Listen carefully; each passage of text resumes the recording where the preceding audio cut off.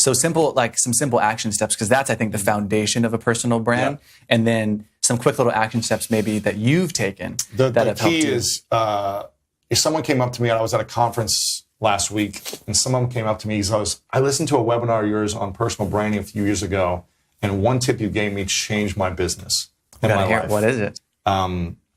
High quality headshots and photography. I think I remember hearing something like that from a long time ago. Yeah. You said it was like the high quality pictures. This is the game changer. When I got started, I don't know, 9-10 years ago. It's such a simple thing too. So simple. I remember being on LinkedIn was like the early days for me. Everyone had these like horrible headshots on LinkedIn. Yeah. Horrible. And then I'd go to their website and it was some headshot from 10 years prior. And I was just like, these people just don't look credible. Yeah. I didn't study like the science of photography or branding at this point. I was just like, as a person, this doesn't look credible. I don't want to connect with this person because they don't have a good headshot. That's just what I thought for myself. Yeah. And I started really investing in photography. I flew to Iceland for 5 days just to do photography for my personal brand. I paid for a trip just for my personal brand so I could have content for a year and have my website updated. And my website has been copied, and people say they use it as a template all the time for how they want to build their website.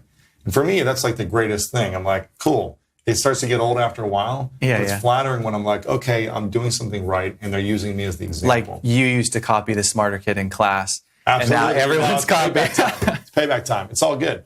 And photography is key. I think right now as well, video obviously is huge. But if you don't have you on video on a consistent basis, it's hard to express your uniqueness.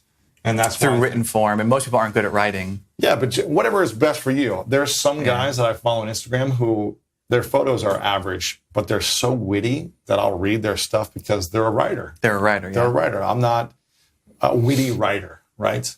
I kind of say it how it is. So for me, high quality photography shows the lifestyle of greatness.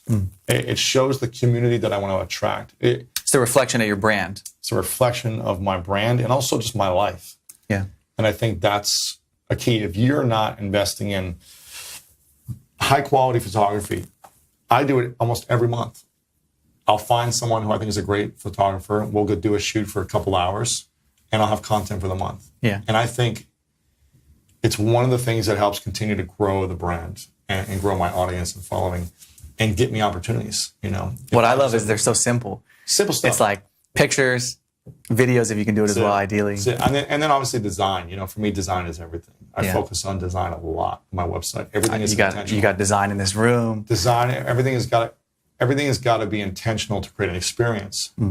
Because if you create a poor experience by someone when they look at your photos, your videos, your design, your website, you're not going to be credible in their mind. Why would they pay you top dollar for anything? For the service, the product, the event? They're not going to sign up. So if you want to build your business, you want to attract the right people in your life, the experience of your design is everything. And photography, video plays into that experience because it is visual. So you've got to visually attract someone to your business or your life. And I think if you're not doing that, you're missing out on a big opportunity.